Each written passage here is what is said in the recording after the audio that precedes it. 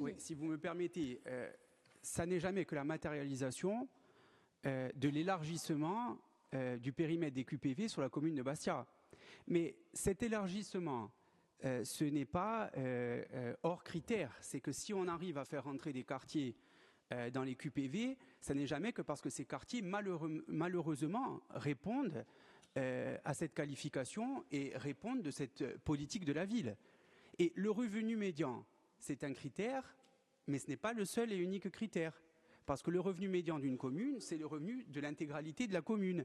Mais à l'intérieur des QPV, le revenu moyen, il est aux alentours de 9 000 €.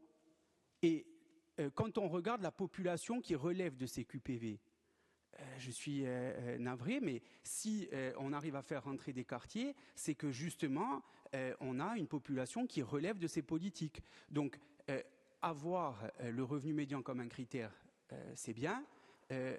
Parler du périmètre des QPV, c'est bien aussi, parce qu'aujourd'hui, quand on compare la population qui relève de la politique de la ville sur Bastia et sur Ajaccio, on n'obtient pas les mêmes résultats. Et c'est la raison pour laquelle aussi, il y a une différenciation qui est opérée, parce qu'on est en train de parler d'une population en nombre qui est plus importante, en tout cas qui relève des QPV. Et si jamais Ajaccio devait vouloir faire élargir ce périmètre, elle pourrait le faire aussi. Je veux dire, la commune de Bastia a fait intégrer le quartier de Saint-Antoine. S'il a intégré la politique de la ville, c'est que malheureusement, il répond à ces critères. Et quand on regarde les critères, c'est plutôt caractéristique du niveau de pauvreté.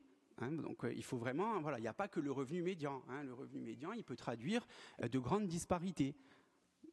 Les revenus dans les QPV à Bastia, je crois qu'on est, j'ai pas les chiffres exacts, et probablement que l'exécutif, on est à moins de 10 000 €, on est aux alentours de 9 000 €.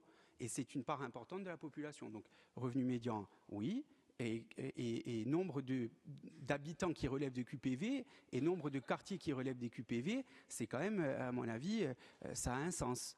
Et ça rend normalement l'attribution objective.